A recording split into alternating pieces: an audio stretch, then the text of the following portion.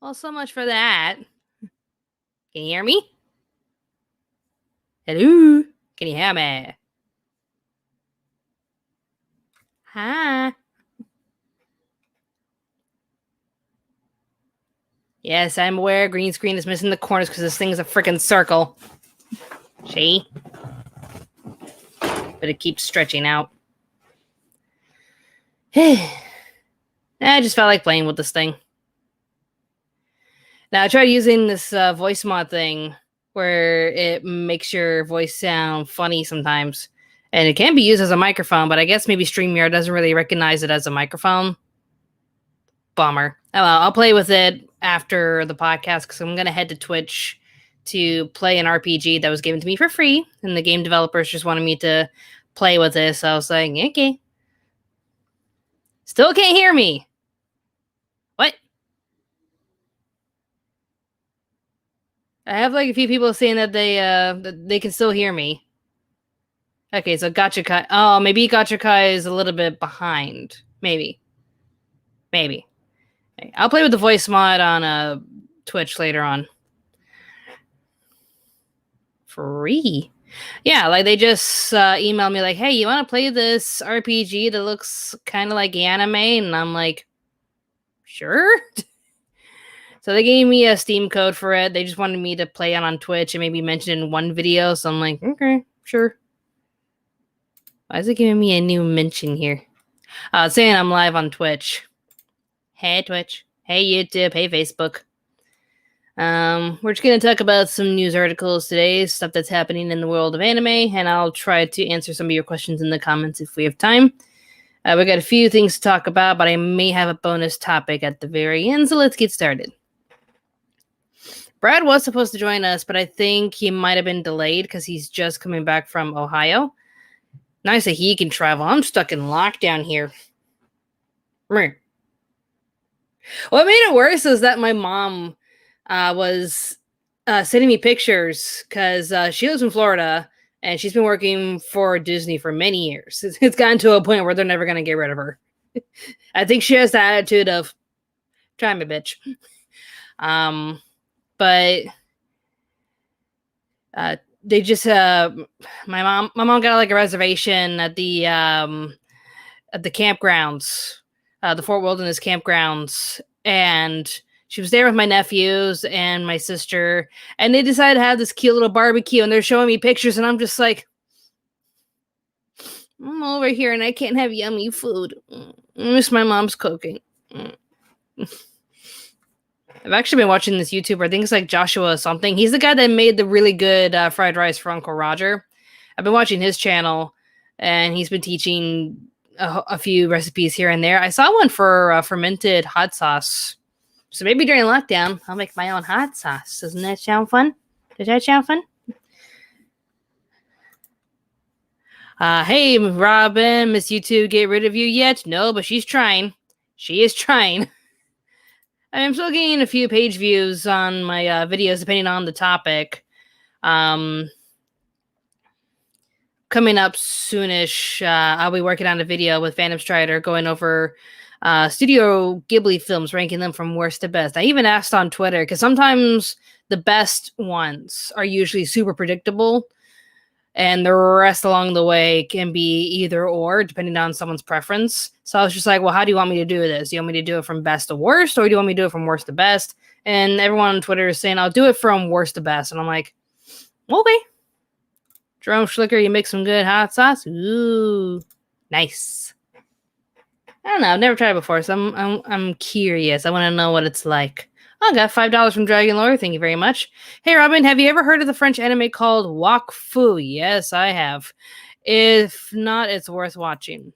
I've heard of it. I should try to give it a chance sometimes. Okay, let's start with our first article. Let me pull it up. Let's see. Where is it? There we go. We're gonna start with the most controversial. Add to the stream. There we go. Okay, so I was hearing this all over YouTube and Twitter that apparently the Kadokawa president was talking about pro censorship in regards to manga. And it's like, huh, okay.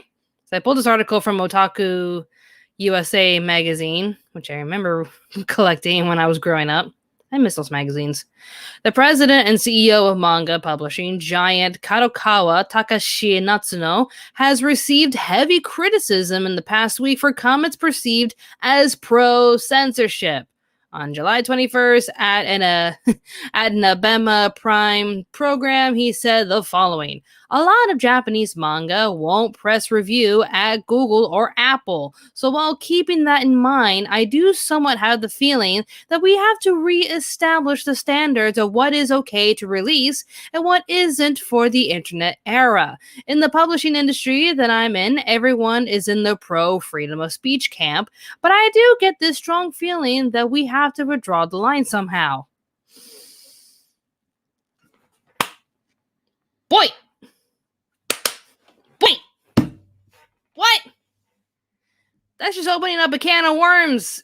What gives you the right to say what is and isn't okay?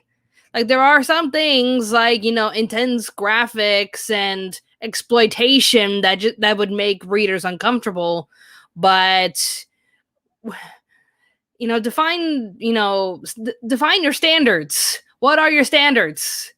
If it's something that will bring harm to the audience, that's one thing. But if it's just, sexual things, like fan service, get out of here. Get out of my house. The comments did not go over well with creators from Negima. Yes! Ken Akamatsu, my man. My man. He's always there on the front lines of freedom of speech in Japan. I love him. Negima creator Ken Akamatsu, who has previously spoken out about freedom of expression, commented, "It appeals to shareholders to conform to the standards of foreign capital." Preach! Yes, king! Yes! Novelist Mikito Chinen weighed in by saying, "If censorship were to happen, then Japan's manga and anime would lose all their predominance." It would, honestly. Manga and anime are received well overseas because they were created with freedom and without consideration for what will do well there. It is quite dangerous for this kind of opinion to emerge from Kadokawa. Natsuno has since walked back his remark and apologized. He said this is not the direction Kadokawa is going in, and he's chosen to give himself a 20% cut from October as a personal punishment. Give credit for where credit is due. At least he's one of those CEOs who will actually take a cut. Like, wow, you don't see that many CEOs doing that. Saying new. There we go. Sorry, the comments are like acting up.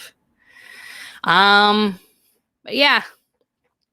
And let me raise this up a bit. This guy right here. Suggesting that manga needed to be censored in order to appeal to the Western audience. Mainly because he's saying that, like, Apple and Google aren't really reviewing their products because of the contents inside. And it's like, I get what you're saying, but at the same time, maybe now's not a good time to consider censorship in regards to entertainment when the entertainment value here in America, well, there in America, I'm in Australia, hi. The entertainment quality seems to be going up and down. Like, did you guys see He-Man? Oh, I'm sorry, did you see Tila? I mean, I got the idea of He-Man, Masters of the Universe Revelations, which I think is just now called Masters of the Universe Revelations. Like, I can not understand. Like, I can see where the idea is going, and I was interested, but two things that really bothered me in regards to, this new version of Master of the Universe. One, it was heavily advertised that this was He-Man's show, and even Kevin Smith said, He-Man is part of the show. It's all about him. and that didn't last long. I'm not going to spoil anything. It is a Tila show. It's focused on Tila, which is fine if you were to tell us straight up this is a Tila show. But then you give us this really unlikable character. Like, for her to be offended that Adam lied to her on the day that she was supposed to be she's supposed to take over for her dad. I forgot what the term was called. I'm just like spacing out because it's like 9:40 a.m. here in Australia. I'm just trying to wake up. Hey. But she finds out who He-Man is, and a certain thing happens to him, and everyone's devastated and upset, and she just takes the attention away from that and gears it back to her. Like, well, how do you think I feel? He lied to me, and you guys knew about it without telling me? It's like, uh-huh.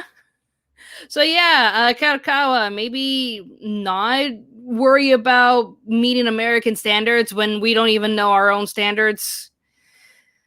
Like, the entertainment value just keeps going up and down in regards to American entertainment, which later on we're going to be talking about how Netflix wants to make a live action Pokemon. Help me. I'm scared. Help me. I'm frightened. And like, for you to say that, like, oh, we need to meet the standards of Apple and Google so they'll actually review our products, like, even then it just feels like no matter what you do to appease to Google or Apple, it still won't be enough because they'll still see anime as something for, you know, people that like fan service. Let's look at some of the comments here from J496. Netflix wants to do what? Just let Detective Pikachu team handle it. Actually, I like that movie, Detective Pikachu. Let's see. From Carson Fela. Why can't we have fun with things anymore? Yeah, we can't have fun anymore. No more fan service. No more human characters just being humans. Just, we need to have perfect characters with no flaws that respect everyone, because that's an interesting show, right? Bunkai Media. Skeletor is the only good part of the He-Man remake.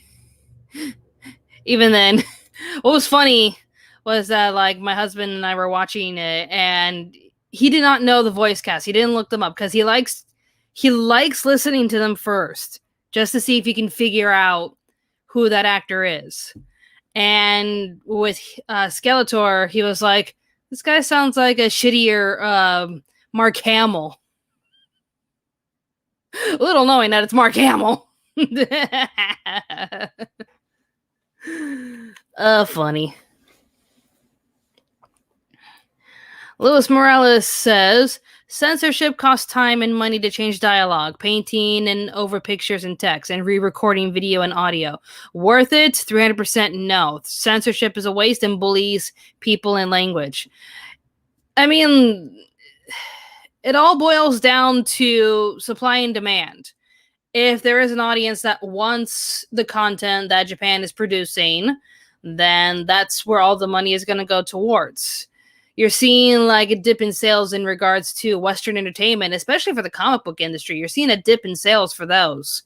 But there is a huge increase in manga sales. And there's a reason why. Not only does it have more freedom with how the characters are designed and what the characters can say or do, the stories just are much more developed. It's as if they prioritize the stories and the characters rather than appealing to modern politics. Which is, I'm not trying to say that like modern politics is like extremely bad. Like, there are some things that we should take into consideration. As long as it doesn't affect the story and the character development, then by all means. Like, I'm okay with some of the choices they made with He-Man, but I just felt like the main character herself, Teela, she's just very unlikable. I also love how, like, there's magic running out in the world and they need her help, or else the entire universe is going to die. And she doesn't care. She's like, no, I gave up on magic and all of you lied to me. I hate you all, so it needs to end. Like, what? Girl! Universe ending. That means you're gonna die. Your girlfriend's gonna die. Everybody gonna die. And you're okay with it because some people lied to you. This is what Western audiences see as a good character. I hate my life.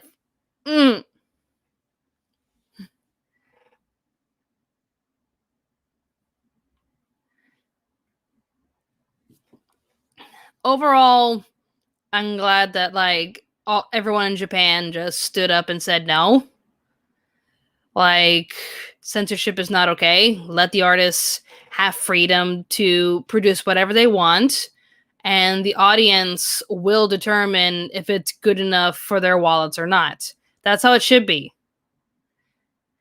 Like, let the people speak. Let the people decide with their wallets. That's how it needs to be.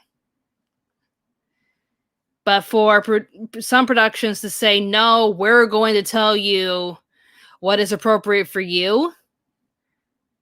Like, you're not convincing me to open up my wallet. Like, nah, I'm good. I'm good, fam. Like, for you to tell me what is appropriate for me, I think I'll pass.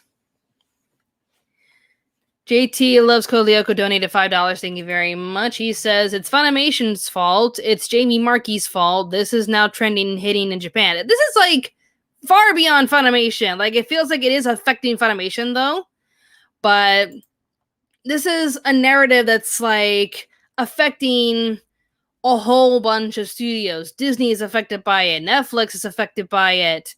They're thinking that, like, they need to change their products to be less offensive, but it comes out as insensitive or pandering to the point where it feels like they're using me and people like me and people like my friends who are, you know, quoted as minorities.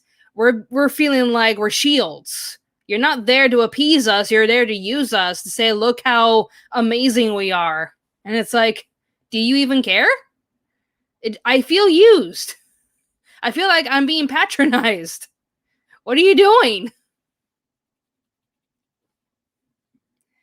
So let me know. I'm probably going to cut this for a YouTube release. Let me know what you think in the comment section down below. Do you think anime should censor itself in order to meet Western standards, or should we tell the West to shut up? Leave your answers in the comments down below. Well, that was fun. Alright. Now, if you guys have any questions or any comments you want to share, share away as I get the next segment ready. Let's see. There we go. Okay, so I got the next segment ready. Comment from Matt Hatterson, who donated $5. Thank you very much. Hollywood and media are using quantity over quality, and it pissed me off. Exactly. Like, we still praise characters from the 80s and 90s because they were strong characters, like Ellen Ripley. I'm on coffee. This is why you shouldn't be podcasting in the mornings. You're sleepy. Time differences. Like Belle from... There have been a lot of, like, amazing characters in the past, like Ellen Ripley, Belle from Beauty and the Beast, Mulan. There were a lot of strong characters in those days. And for the modern media to say it's not good enough, and for them to try to improve on those characters, it just feels a little forced and a little demeaning. Yeah, Princess Leia. Even like Carrie Fisher said, like when someone asked her, like, did you find it demeaning to be wearing such an outfit? She was like, not really, because I killed the giant slug that put me in that bikini. So if anything, it's empowering. There you go. There you go.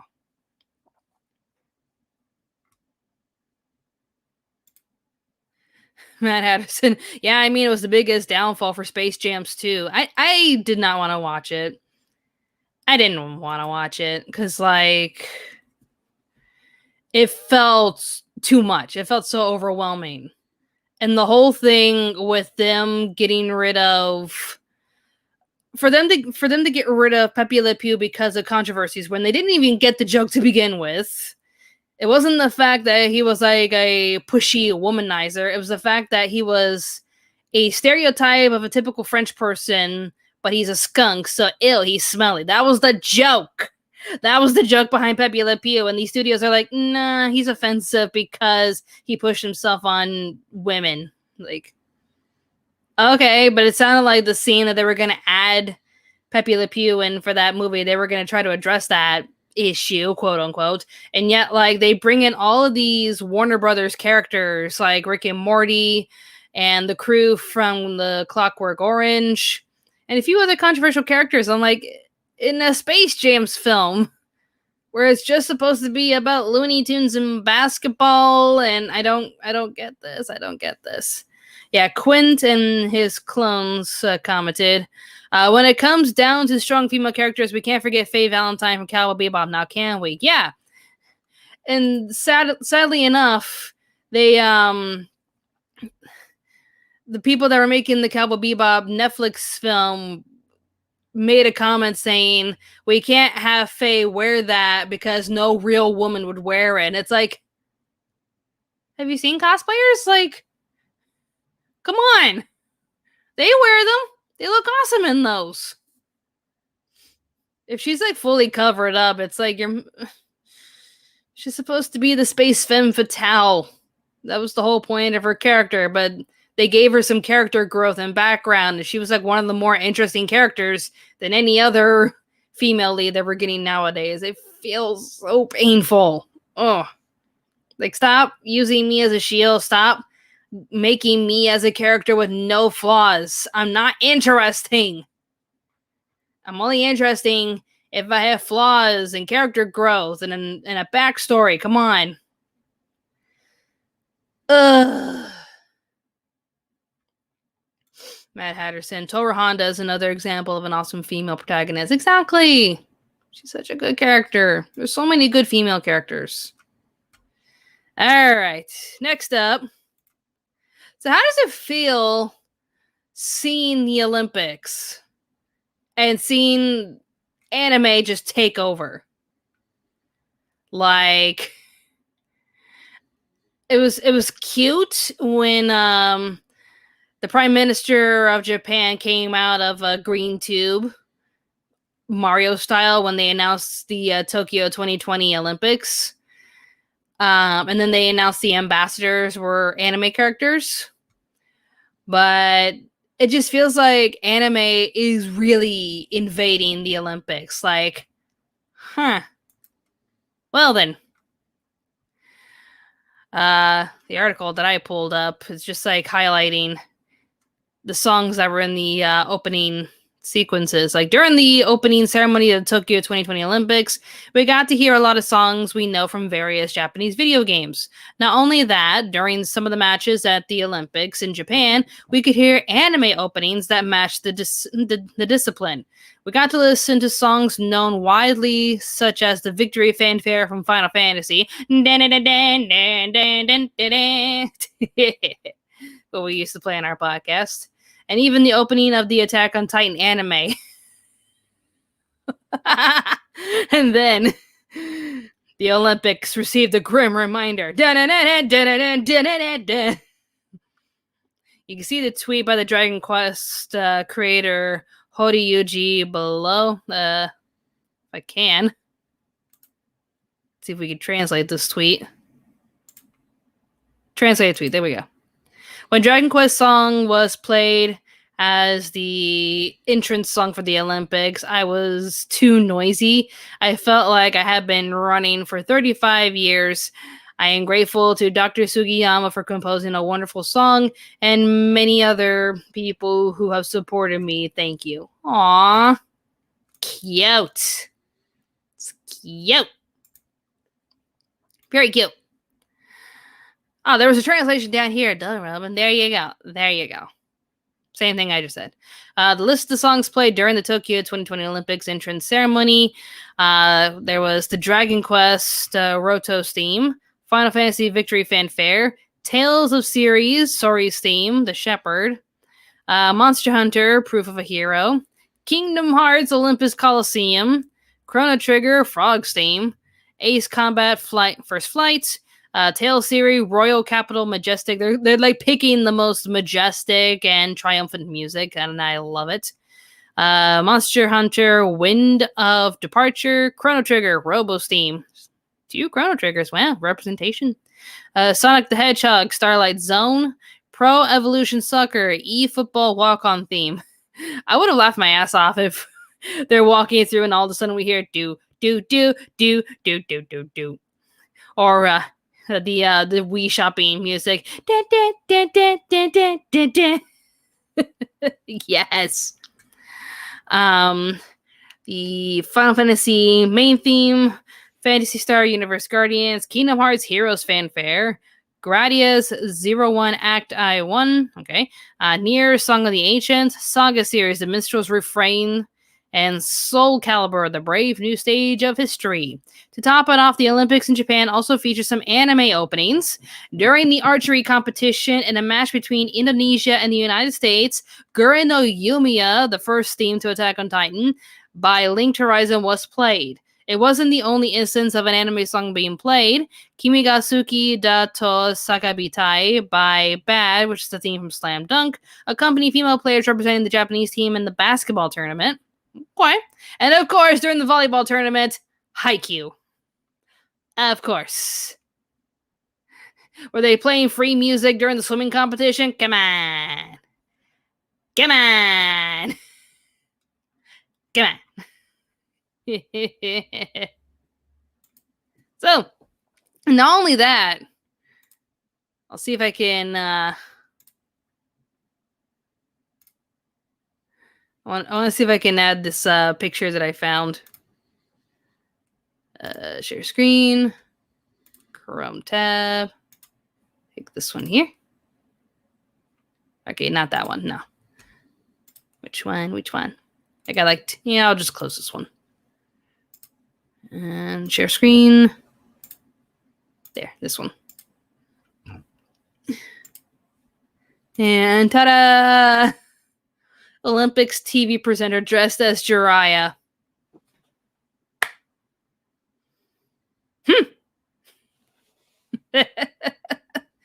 It feels weird for someone, that's grown up with anime, and it felt so niche.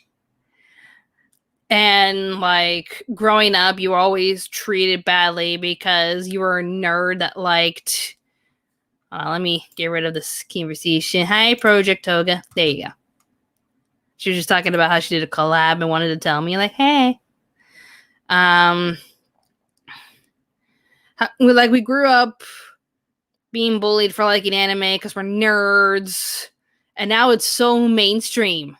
It's invading everywhere. The manga sales in the United States are skyrocketing. The anime characters are being represented in the official Olympics. Damn. It feels weird, but at the same time, I'm happy. I'm happy that the shows that we love and cherish are being shared around the world, and people are actually seeing them as genuine products of, solid entertainment. There you go, comment from Brendan Riley. Power of the nerds. Yes. From J496. Yeah, I wasn't happy about the Naruto cosplays. Why not have them dress as athletes, characters, or just whoever they want? Yeah, there was also, I was trying to find it. Like 2 random cosplayers dressed as Naruto and Sakura on the stage, and it's like, huh. Okay. Well, alrighty then. Let's see. A comment from Gabe the Gen.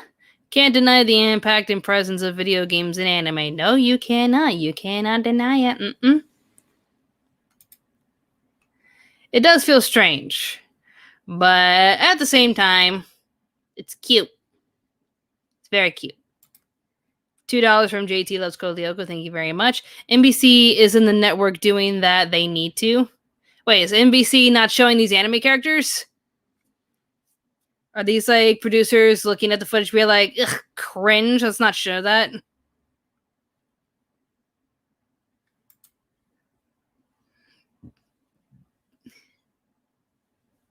The more you know. Bow, bow, bow, bow.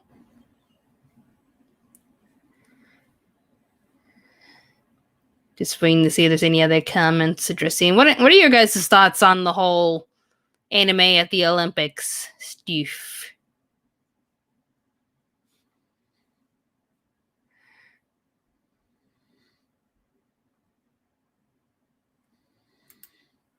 No, it's a Brazilian network. Ah, okay. So, not our NBC. So I guess the National Brazilian Center or something. I don't know.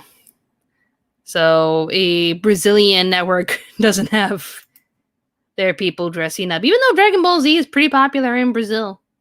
It's pretty popular.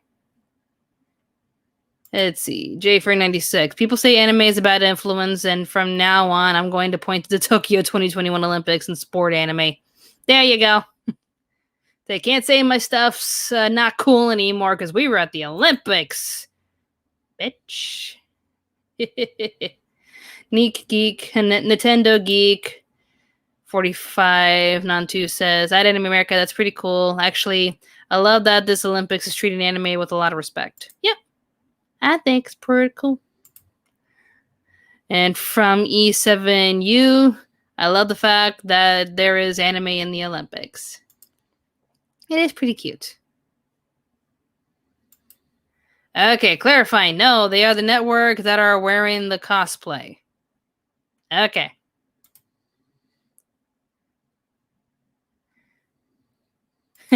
From Allie Brennan.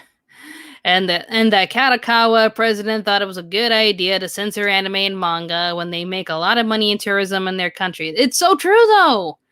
Like, they shape their country and the economy mostly around anime and kawaii culture. Like, there was a fascinating video that I watched from the Illuminati.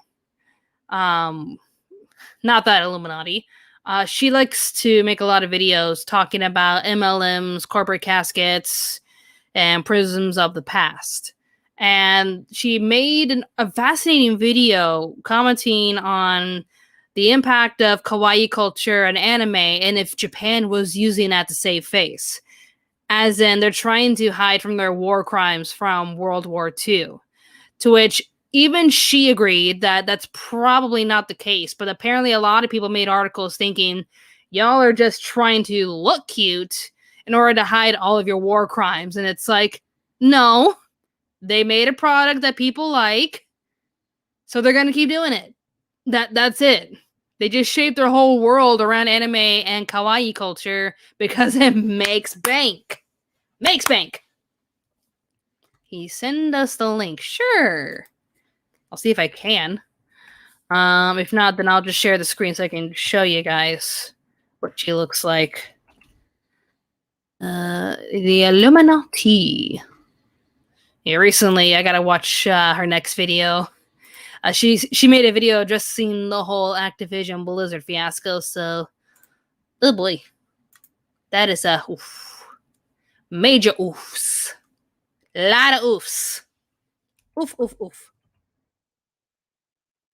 There you go.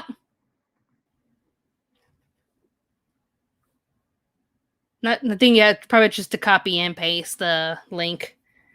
But The video on YouTube is called "Is Kawaii Culture Hiding a Dark Secret?" Fascinating video to watch. Highly recommend it. It's just, even she agreed that like maybe it's stretching it a bit too far. Dragon Lord donated $5. Thank you very much. I think some Dragon Ball Z themes would be great. Like the dragon theme done by Bruce Faulkner would be awesome. Nice. It would be cute though, like if maybe during the closing ceremonies or maybe during one of their other games, you just hear cha la, hey cha la. Vivian077, I'm hearing you while working, Robin. I'm almost done with work. Aw, work hard! Gambare! Okay. Keep talking while I pull up the next topic. Let's see.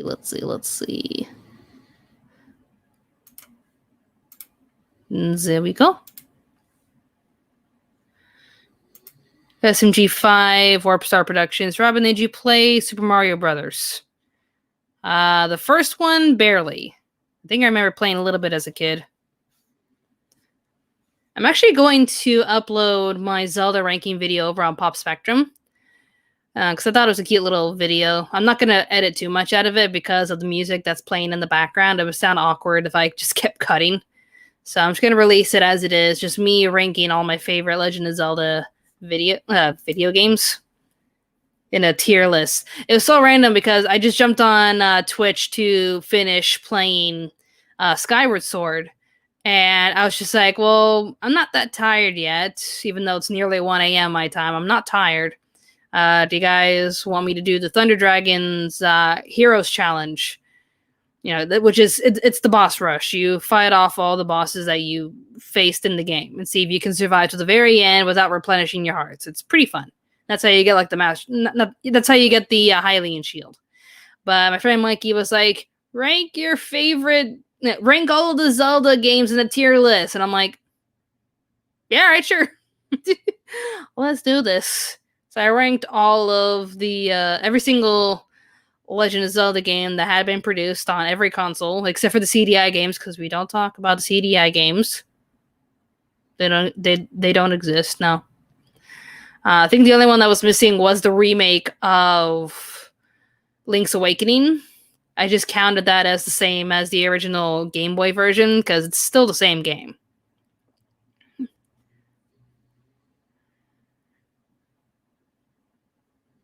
Let's see.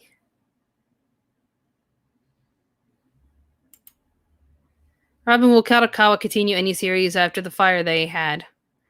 Yeah, I'm sure they will. I'm pretty sure they will. Life goes on. Oh, I just accidentally clicked on that, but I'll read it anyways. Alex Smith, I think you should watch Mario vs. Everybody. It features Mario battling a wide assortment of popular video game and anime characters. That reminds me of Ultimate Battle, or I forgot what it was called, like Ultimate Character Battle, or Ultimate Cartoon Fighting. That's it, the UCF, Ultimate Cartoon Fighting. My husband voiced Goku in that series. It was fan animated by Mike Friedman. I think he called himself Toonsmith, and he created this really, really creative series called Ultimate Cartoon Fighting. It breaks my heart because people wanted him to like continue the series that he was currently working on, but sadly, and I got this news while I was working, he passed away. It's like, oh. And in my Facebook feed, when I was going through my memories on Facebook, I saw that a few years ago we got like a reply to our wedding from Mike Friedman with a cute little drawing, like, "Hey guys, sorry I can't make it, but here's a cute little drawing for me." And it's like, aw. And just looking back on that, it's like, doesn't feel real that he's gone. He was such an amazing person. Oh my god, my mug is green screened, even though it's yellow. It's actually very fascinating thing about the cup. If you can't see it, you'll see the words Yellow Deli on it. So technically, the people who made this mug are in a cult. Fascinating things you'll see in Australia. They're actually in I think in Katoomba, when you're going up to the Blue Mountains area. Around that area, I'm not going to say where because I'm not going to dox anyone. Around that area, that's where my friend David, the voice of Lux from Metarunner, that's where he and his wife live. So anytime we go to the Blue Mountains, we try to go to the Yellow Deli and invite David and his lovely wife Carla there. And it's just these group of people that they're religious but also naturopaths. Like, they're kind of Aussie Amish, but not to that extreme. Like, the food that they have at this restaurant all comes from their farm. So it's pretty interesting. They make damn good sandwiches. Love their sandwiches. But yeah, they got like little pamphlets showing what their religion's all about and whatnot, but they're not gonna force it on you. It's just for you to know a little bit more about them and how they made the restaurant. I will say though, the structure that goes into this building, it feels like you're in The Hobbit. Like, it is so wholesome. It's like a cottage. You go in there and there's like this little sitting area around a fireplace. It's all like wooden structured. It just feels like it's a capsule lost in a fantasy realm or something. It is so good. Okay, that is a random question. Anime America, what are your thoughts on weed and marijuana? I mean, if alcohol and cigarettes are legal, I don't know why weed and marijuana aren't. It's coming to a point where it's like, where do you draw the line? Because if one thing is illegal, then why should these other things be illegal? Say, oh, but we're thinking about the people. And it's like, but there are people who die from lung cancer constantly, and there are people who die from alcohol poisoning or car crashes because they were driving under the influence. Like, there's so many stories of like loved ones being lost because a car crashed into them at full speed because the driver was under the influence. So you're not really thinking about the common people. You're just thinking about how much money those companies make. Because you're not going to ban cigarettes for how much revenue they make with tobacco. Or you're not going to ban alcohol because of the revenue that they make producing all sorts of drinks. But there was actually Illuminati, yet again.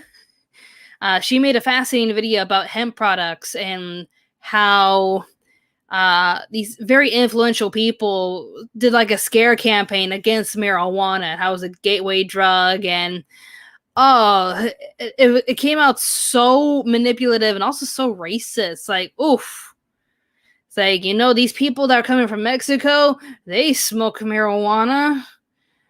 Does that tell you everything you need to know? Marijuana is bad because people in Mexico like it. And it's like, oh,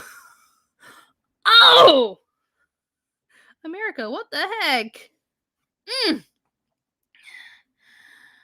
Like, to each their own. It all comes down to moderation and self-discipline. Like, if you think that like this is gonna like be a gateway and it's gonna ruin so many lives, then what's your deal with alcohol and cigarettes being legal? I'm just saying. And also, I found it kind of messed up how like they're trying to legalize it, but they're still not letting go the people that were arrested for making their own. Just saying. Just saying. Trying to capitalize it when people that were producing it naturally from their own homes still rotting in jail to this day. Just saying. I am just saying.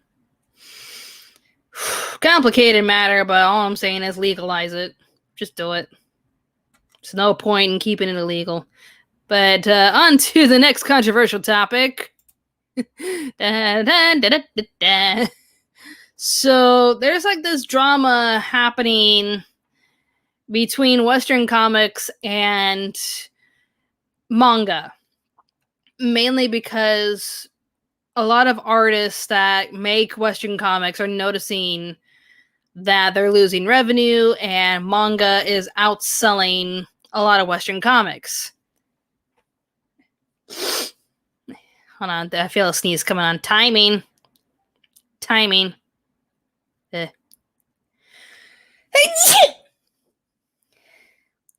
Yeah, my nose. Who messaged me? Chris Chan was trending today of all things, and I regret learning the reason why. I don't know if I want to know the reason why either, because it's Chris Chan. Anyways. Let's just read this article first, just to get the ball running. Worldwide manga is outselling American comics. According to new data from the NPD BookScan, a data provider which tracks book sales in the United States, manga is outselling American comic books by insane margins. In fact, all of the top 20 adult graphic novels sold in the first quarter of 2021 were manga, with the vast majority being owned by Viz Media. The gap between manga and American comics is rapidly shrinking, if not already eclipsed. There are multiple reasons for the increasing popularity of manga, which I will get into in a moment. But first, let's look at the numbers. My Hero Academia comes out on top, with volume 27 of the manga being the best-selling graphic novel of the year's first quarter. And Demon Slayer appears to be one of the most popular series, with 9 separate volumes appearing on the same chart and sold more than 100 million copies. Demon Slayer alone dwarfs Western comics. In 2019, the entire comics industry sold 15.5 million copies combined. That amounts to just 10% of sales for one manga series. Let me know in the chats if you need me to review Demon Slayer. I've seen the first season and I watched the movie. If you're that interested in my thoughts, I'll talk about it. Grant Addison from Twitter says, this is just an absolutely wild stat. One relatively new Japanese manga series is outselling the entire US comic book market as a whole by more than 6 times. Boy. We're good. We are good. We are taking over the world, guys. Manga sales across the board have gone up considerably. Kurt Hassler, who is the publisher and managing director at Yen Press, said, for the first quarter of 2021, we saw our sales functionally double, which is well beyond anything we were forecasting. I mean, more than likely, during lockdown, when we got nothing else better to do, we just watch whatever's on Netflix and Hulu and all sorts of other streaming services, and then they come across Demon Slayer, which I think is on Netflix, and then they're like, hey, that's pretty good. And if they're comic book fanatics, then they're gonna invest in the manga, so they probably what led up to it, but more than likely the hype and also the Demon Slayer movie probably contributed to these numbers. Demand for manga and anime has been growing for years. In recent years, more and more streaming services have obtained anime series for their platforms, most notably Netflix having a wide variety of originals like Knights of Sidonia and Beastars, to name a few. Yeah, and they also made Yosuke and underpaid the animators from MAPPA, but that's the topic we already addressed. What further propels the demand are anime tie-ins like the recent Demon Slayer movie that broke records. Highest grossing film in America, and I think it's either Demon Slayer or Spirited Away that is the highest grossing anime film in America. Demon Slayer the movie, Mugen Train, made $21.1 million in its opening weekend in the United States. It broke the record for the biggest debut of a foreign film. At Tianubis says, also I say somehow like it's something I'm incredulous about. Manga is able to do that because the barrier to entry is relatively low and the industry is actively courting fresh talent constantly. Hear, hear. She's replying to her own tweet saying, manga somehow manages to generate successful new IP on a regular basis. Meanwhile, Western comics can't see similar success even with time-tested IPs that have film franchises that make billions in the box office. Figure out why that is before vilifying manga comic industry. Oh, shots fired. Shots are fired. Anime adaptations tend to lag behind the manga, which is beneficial because if fans want to know what happens beyond the anime, it's easy to pick up and read. Contrary to American comics, manga typically has a linear story with one person or a small group that is consistent throughout. This low barrier of entry makes it easy for newcomers of the series to pick up and read. You just have to know where to start. I mean, for the most part, they're right. Like, even with One Piece, all you have to do is just start with chapter 1 and go from there, even though there's thousands of chapters. The never-ending story of One Piece. They'll never find it. But with the comics, there are so many different renditions of the same exact heroes. Like, there's different versions of Batman, different versions of Superman, different versions of Captain America. All of these different renditions of the same hero that some people are just like, okay, but where do we start? So they just stick to the movies. They don't know where to start, where with, manga and anime, it's simpler. Get with the times. Authors' antagonism. This is more anecdotal, but something I've seen a lot on social media is many people expressing dissatisfaction with Western comics. People criticize American comics for repeating a lot of the same stories, being overly political, and having authors who complain and attack manga and its fans. As someone who uses social media often and is a fan of manga and anime, I see these attacks all the time, but the latest one from Jerry Conway, co-creator of Power Girl, criticizing manga for containing sexism and misogyny. Oof. Oof. Yeah, his comment is, American comic book artists are taken deservedly to task regularly for outrageously sexist treatment of women, but rarely do I see any commentary on the rampant sexism and misogyny of manga. And manga is incredibly popular with younger readers. Because, I don't know, maybe it's just Japan being more mature than Americans, They can sell panties from a vending machine and not bat an eye. What?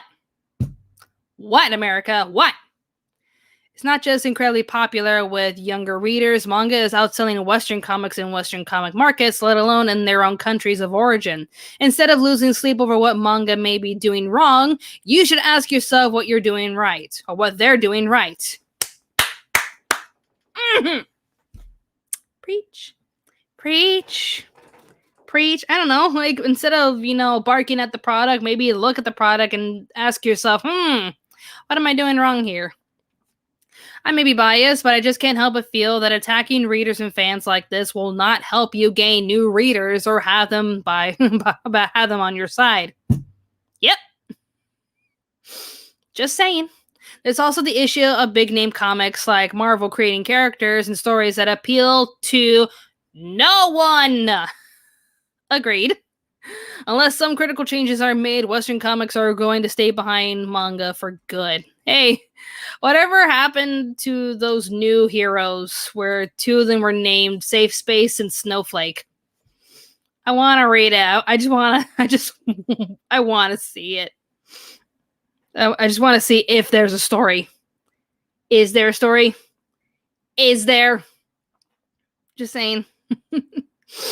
It feels like they're making a statement more than say, here are these characters and this is what they represent. Cool. What's the story about? Here are these characters and this is what they represent. What's the story about? What's the story about? Like, did you guys see I'm Not Starfire? Like,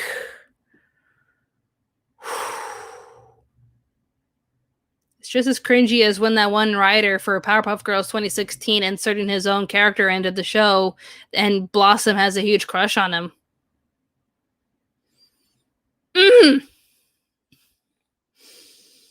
I have no idea what is up with Western writers that need to feel the need to put themselves into these worlds and shape it around their needs. I don't get it. And that's what I'm Not Starfire is about. This girl that's imagining herself as Starfire's daughter and how she would be bullied because she's not like her mother. And then taking it out on her mother. And it's like, okay, that setup alone is fine. But Mandy, or as everyone's calling her because there's Starfire, Blackfire, we're calling this one Dumpster Fire. There's nothing likable about her. And from what I've seen, she is just pissed off at everyone, pissed off at her mother. She doesn't have any powers and doesn't really care. She eats whatever she wants, even though her mom's worried about her health. She doesn't care. It's like, whatever, mom. I'm not going to college and I'm never going to be a size 2, so just get off my back. And when Blackfire endangers both of them, she just suddenly gets powers and is all like, cool. Okay, I guess I'm less mad at myself because now I have superpowers. Bye. Oh, by the way, that girl that I was giving a hard time to, she's my girlfriend now. And it's like, oh yeah, she doesn't even know who her dad is. Because there's like a scene where it's like, hey, Starfire hung around Nightwing. Maybe Nightwing's your dad. It could be Beast Boy, you know. Nah, it can't be Beast Boy. Maybe Nightwing's your dad.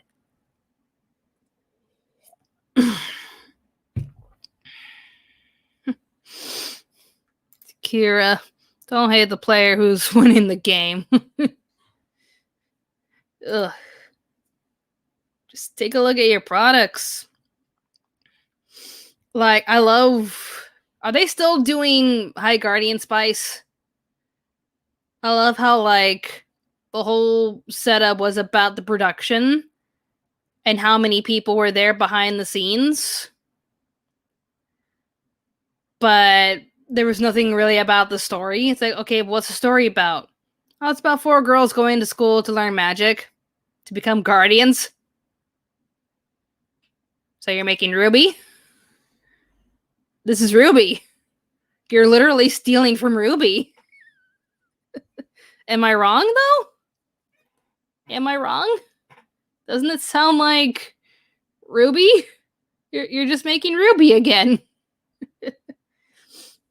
Can we get more stuff? Like, if America really wants to make anime, can we get more stuff like Avatar, please? Please. Onegaishimasu. Avatar was good. Even Korra was good compared to everything else that we're getting. Korra was just all over the place, but I'll admit it still had its good stuff.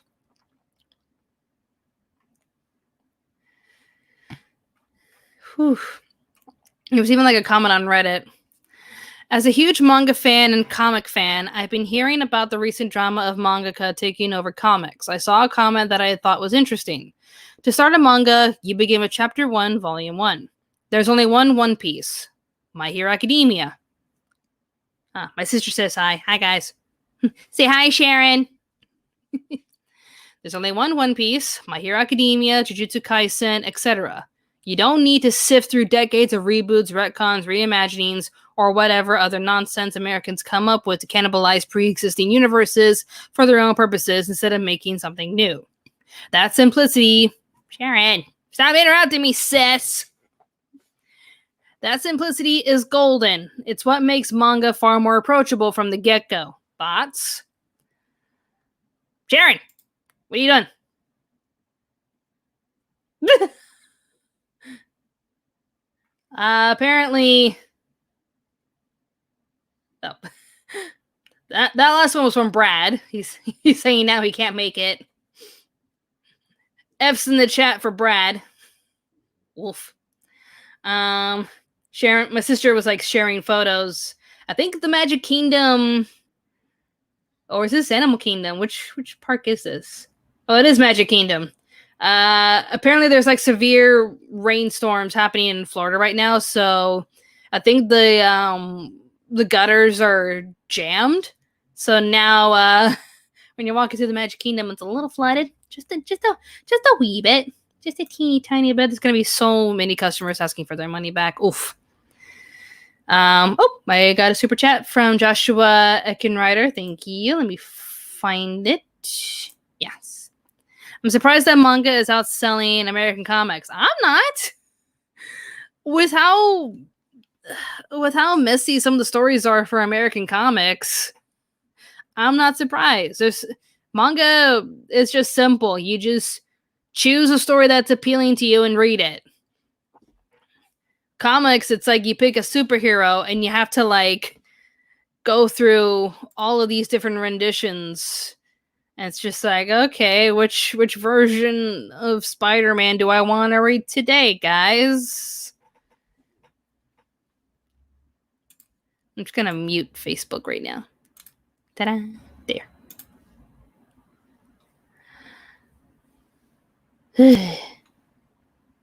But yeah, this is why you can't censor manga, because it's making bank in America. Because they're seeing how amazing Jujutsu Kaisen, My Hero Academia, and Demon Slayer are. Ugh. Like, I remember a while back, I tried to get into Big Hero 6, the comic book series. I remember downloading the Marvel app just to try to read each chapter, and I got bored along the way. Just like, whatever. Because I think, like, when Disney announced, oh, we're going to make our first Marvel collaboration animated film called Big Hero 6, I wanted to read the comic just to do a little bit of research on the characters and the changes thereof. Like, there are some changes I thought were okay, but the one that really made me sad was they replaced one of the characters for like a student. They I think they just called him Wasabi because he dropped wasabi on his shirt. But the original Wasabi was a sushi chef, and he used like blades that he made to fight with. And I'm like, I want a fighting sushi chef. It sounds awesome. He's a sushi chef and he fights. What gives? I feel robbed. And he was like a middle-aged guy. He was a middle-aged man who owned his own sushi restaurant, and he became a hero along with the Big Hero 6. So it's like, not cool, Disney. They're trying to make it more appealing to like, oh, this is like young adults in college and this teenage boy fighting, against crime in the city. But it's like, maybe they could have hung out at a sushi restaurant and had like their Uncle Wasabi help them. That would have been cool. $1.99 from Joshua Eckenrider. Thank you very much. Maybe that's why I'm drawn to Viz's Zelda manga. The Legend of Zelda manga is so good. It is really, really good. Like the one with Ocarina of Time. I teared up with Volvagia. Like, poor little baby dragon. I love that baby dragon. So yeah, what are your thoughts on this whole comics versus manga fiasco and seeing a bunch of Twitter people upset because manga is outselling them? Wolf. Okay, I shall get the next topic ready. If you have any comments in the chat, let me know. What's next? What next? Let's see. We've already talked about that. Okay, so we got this one next.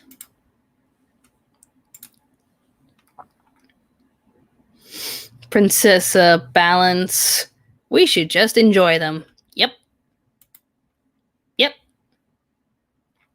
At the end of the day, it just boils down to, how much you got in your pocket and how much you're willing to give. Like, if you like it, buy it. If you don't like it, don't buy it. That's all that matters. And if there is a demand for them and there's enough money going towards it, by all means. I mean, I for one didn't like Ruby, but I'm not going to go on this little freak train telling people not to watch Ruby because I don't like it. It is lazy storytelling that derails halfway through to try to subvert your expectations rather than tell a good story, so you should not waste your time. By all means, like, I'm allowed to give my opinion, but you don't have to listen to my opinion. That's how the world should be. I have my opinion, you have your opinion. If you want to buy it, cool. If not, don't worry about it. Tim Woodfield donated $2. Thank you very much. Any connections with the original Ducktales? Life is like a hurricane here in Duckburg. There, I got that song stuck in your head. You're welcome. I don't get what the question was, but now I got the DuckTales theme stuck in your heads. DuckTales, woo! Comment from Crumb Cake. I don't tell people not to watch RWBY because I don't like it. I tell them to avoid it because it does not pay off and it wastes your time.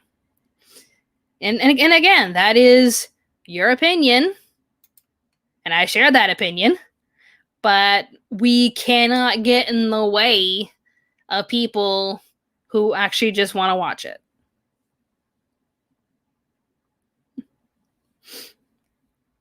Anyone who brings up DuckTales in the chats, I'm reminded of that abridged series, 50% off, which is the abridged version of Free, where like Ren's commenting on Haru's swimming. It's like, he's so fast and agile. He must be fully concentrated on this epic race we're having. Life is like a hurricane. Love it.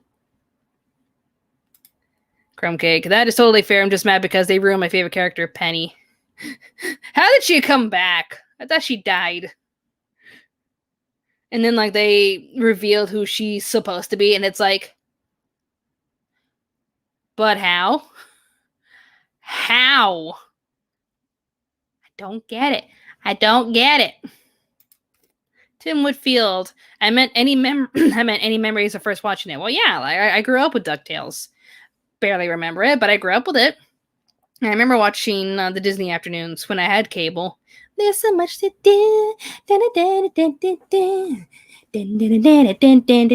Afternoons. Yeah. I remember that. And then they actually redid it to add a little bit more drama.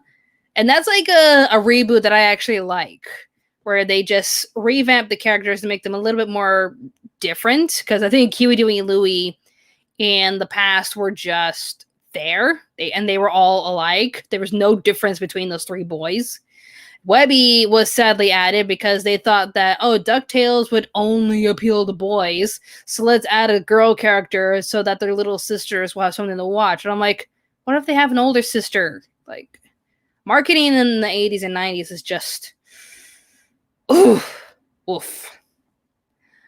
But they actually made the characters more diverse with their personalities, and I like that. And it made the whole series a lot more interesting. So if there's a reboot that I would vouch for, it's DuckTales. They even like made their own version of the DuckTales theme, and it's just as catchy. I think Rich in Talent donated $1. Thank you. If you have a comment, let me know, because there's no comment attached. DuckTales, woo!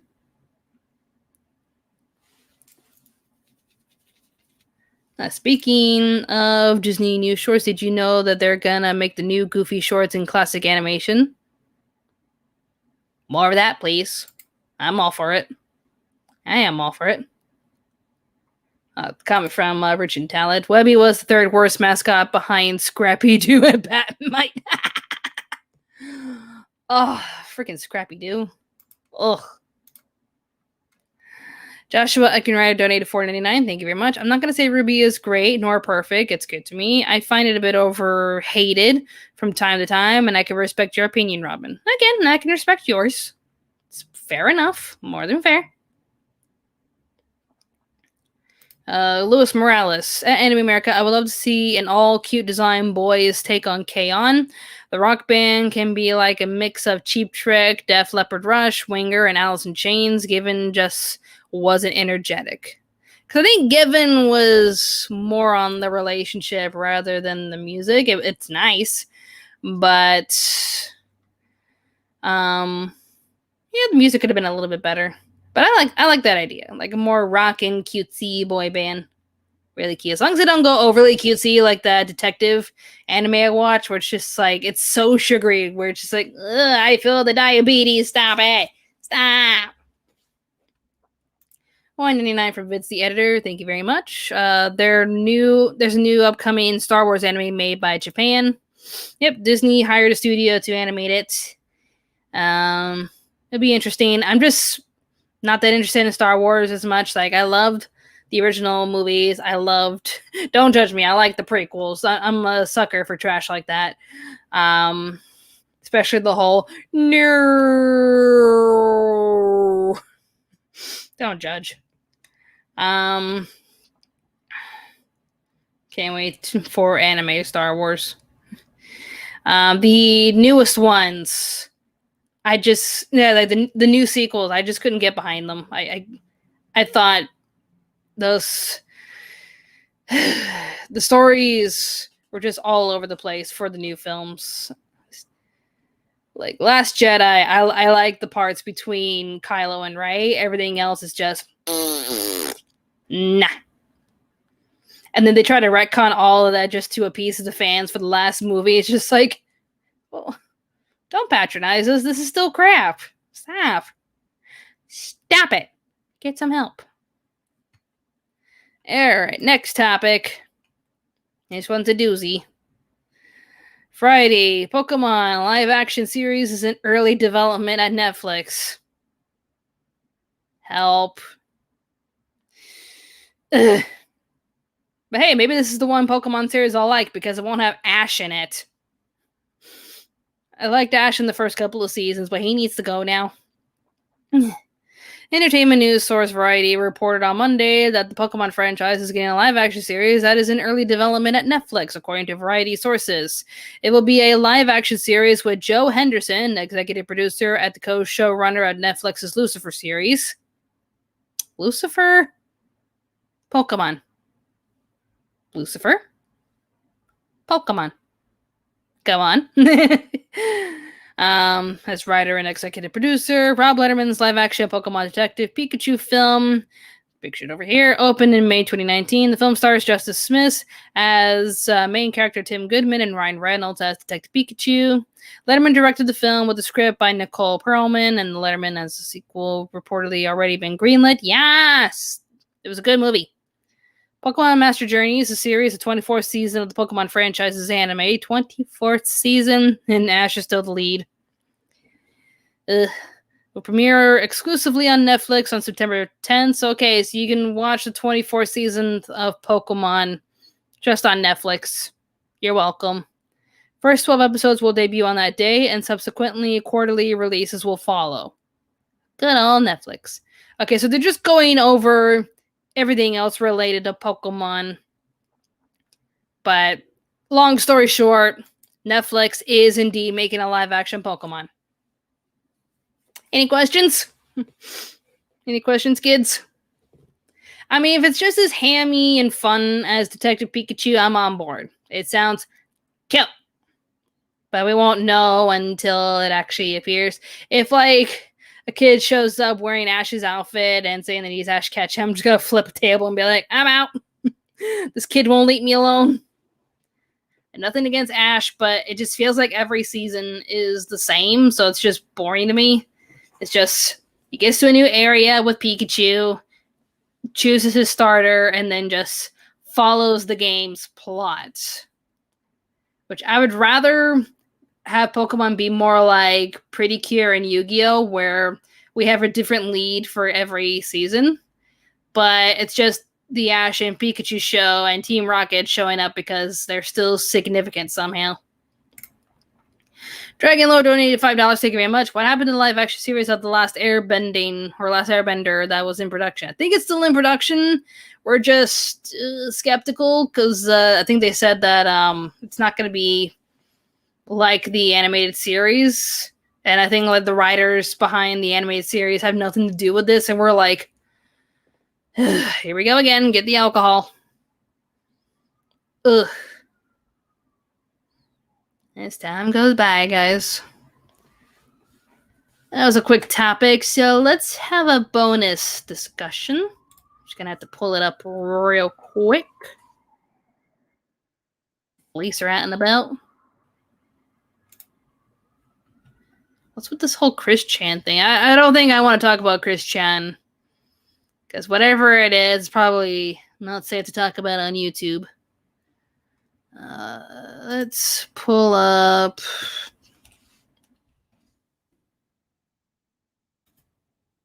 Yeah, there we go. There. You know what it is, don't? Yeah, I'm not. I'm gonna find out later, but I'm not gonna pull it up here. I don't want to scar any of you guys. If you want to look it up, look it up. I'm gonna find out one way or another because people won't stop talking about it, so I might as well just look at it. But after the show, this is a happy time. This is happy fun times.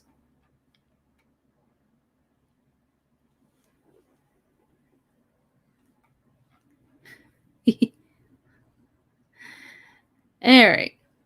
What do you think of the upcoming Dungeons and Dragons movie? I mean, sounds a bit iffy because of how popular it became. So of course Hollywood's all like, yes, we should greenlit this. But if there's good people behind it, then if the production looks promising, then we should give it a chance. We should always give every product a chance and then form our own opinion. We can't just look at a product and be all like, but it has this tropey story and it has these actors that I don't like. It's automatically trash. Wait for the reviews. Watch it yourself. Form your own opinion, guys. Okay. I was gonna click on the one above it, but oh well. Have you seen Tokyo Revengers? I saw the first episode and I thought it was boring. It seemed too much like Erased. I just thought, meh. Not that interested. Robin, did you play Midnight Club 3? No? Moving on. Joshua Farney. Hi, Robin, what's your weekend plans? Okay, after this, because it's the weekend right now for me, I will grab lunch after this, because I'm starving right now. After I eat, I'm going to jump on Twitch and play this game that I got for free.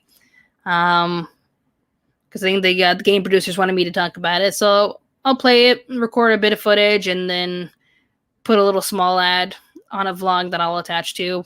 I'm going to script my video for worst to best Ghibli films. And tomorrow night, if any of you guys have a copy of Animal Crossing, come back here on Twitch. Do I have any water here? Got barely some water here.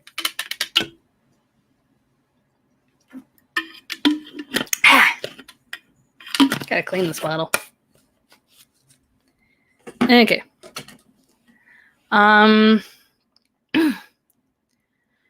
Tomorrow night, which is 7 p.m. Eastern Standard Time, my time in Australia, which is like 5 a.m. Eastern Standard Time in America, sorry. But for any insomniacs out there that have a copy of Animal Crossing, I'm going to have a little fireworks party tomorrow night on Twitch. So if any of you guys want to join me on Twitch tomorrow night and come to my island, you're more than welcome to. I'm going to have some few friends over. But that's going to be the bonus topic that we're going to end this podcast with. So there's been a bit of drama surrounding the whole Animal Crossing quote-unquote update. And I want to know if Animal Crossing fans would be... if they're coming off as entitled or not. Because in some ways I can understand where they're coming from.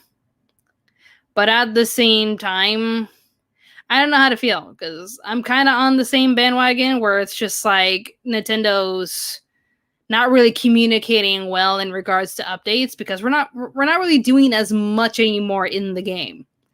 It came out so promising how like we can create our own islands and put stuff outside and shape the island into what we want it to be, and our villagers don't have to move out anymore. The museum looks gorgeous. We have the Nook's Cranny and Abel's Shop, and we've been getting slow updates throughout the first year. But nowadays, we're only getting like a few items in the Nook store. Like, oh, you can have this wheel of cheese to celebrate this European tradition. You can have these little hats to celebrate this French holiday. And it didn't come off as impressive. And there's been a lot of vocal Animal Crossing fans that are just upset because even when you get terraforming and you transform your island into what it is, what you want it to be, and get the villagers that you want, there is nothing else to do. Once you complete the museum and you get all of your DIY recipes, etc., there's nothing to do. There's literally nothing to do. So Nintendo released a tweet. A free update on Animal Crossing New Horizons arrives on July 29th. Please ensure you have updated to the latest version to enjoy the upcoming weekly fireworks show and new seasonal items. In addition to these updates, more free content for Animal Crossing New Horizons is currently in development for later this year.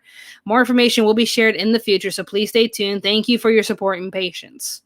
The way that they word that, because if you've seen the comment section for Animal Crossing New Horizons, any tweet that they release, like, I kind of chimed in because even I found it annoying with how oblivious they were. They're just like, hey guys, if you're in the Northern Hemisphere, the fishing tournament is coming up very soon. And it's like, can we like hear some other stuff, please? But even with this announcement, the fans are still outraged because, like, there's... Let me read some of the tweets that they have here. How does a tweet manage to start off so exciting and then crash and burn in only a few words later? This has to be a joke. All this waiting just for this? I'm just done with New Horizons. This is the worst update so far, and I'm not waiting for a worse one. You can have boba teas in the game. I made a joke on Twitter like, where is the Animal Crossing update? And then they have like, oh, now you can have like boba teas with drinking animation. I was like, actually, yeah, that's pretty cute. I'll take it. I like this. I like this. It's cute. I like how, like, for 4 days ago, y'all were screaming for an update and more content. They're literally giving it to you, and you're still mad. This community makes me ashamed to say I'm even an Animal Crossing. I'm even an Animal Crossing fan or something like that. Anyone who defends these tiny updates never played any previous Animal Crossing games. New Horizons is unfinished. Accept it. Hold Nintendo accountable for their flaws. Like, on one hand, it does feel like they're not giving as much as they used to. Like, we don't have Brewsters. We don't have Cap'n who can take us to other islands. We don't have Katrina. We don't have Dr. Shrunk and the Shrunk Shuffle. I want the Shrunk Shuffle.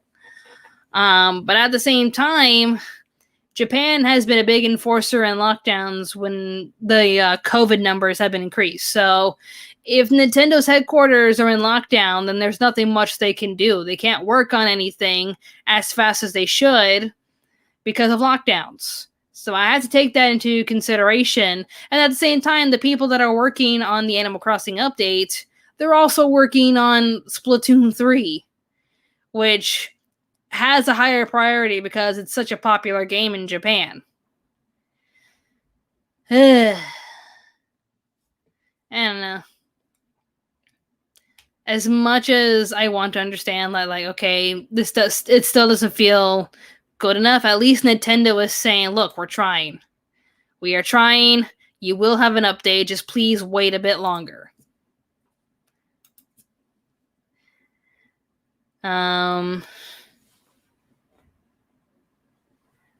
I don't know. Do you think, like, because of the pandemic, we can, like, give some leverage to some companies that were affected the most? It feels like I'm more upset with American stuff because even during lockdown, Hollywood finds a way to, like, bend the rules so that they can still continue production and still sanitize everything, wear a mask, etc. But production goes on for them, but everyone's stuck at home. In Japan, though, they have to think of the people first, budget later, or, finances later. It has been affecting their work. Animal Crossing came out at a time when we needed it, and it helped us to get through the pandemic, but it just seems like there's nothing to do right now. Like, right now, all I'm really doing is just inviting different villagers to my island and getting their photos, and that's it. I'm doing some prep work for the game because I'm inviting people over to my stream tomorrow where we're having the fireworks show, and I'm making some preparations for a few friends that are heading over. But yeah, that was my little random rant about Animal Crossing. Do you think the Animal Crossing peeps are being a little too entitled, or do you think they're justified in their argument that they're not getting the updates that they were promised? Or are they just complaining that there's not much to do in the game and that Nintendo should update the game as soon as possible, but we're not really getting anything? $5 from Dragon Lord, thank you very much. Just responded to the previous story. America can't make anything original, so they take great Japanese stuff and murder it, aka Dragon Ball Evolution. Yep. Nintendo Geek 45 Nan2, Anime America. I just hope we get more updates for Pokemon Sword and Shield. I was actually surprised to see Pokemon Snap getting an update. Like, we're getting an actual DLC for Pokemon Snap. So there's going to be new areas to explore, new Pokemon to take photos of, and I'm like, happy. Because I caught I took pictures of all the Pokemon. I've completed all of the requests. I've unlocked all of the different paths that you can explore. So I pretty much completed Pokemon Snap, except for like some of the challenges that they have that seem a little impossible to do, but it is what it is. But they just announced recently that, like, oh hey, Pokemon Snap's getting some new stuff, and we're like, yeah. When did they say it was coming out? I need to look it up. Pokemon Snap.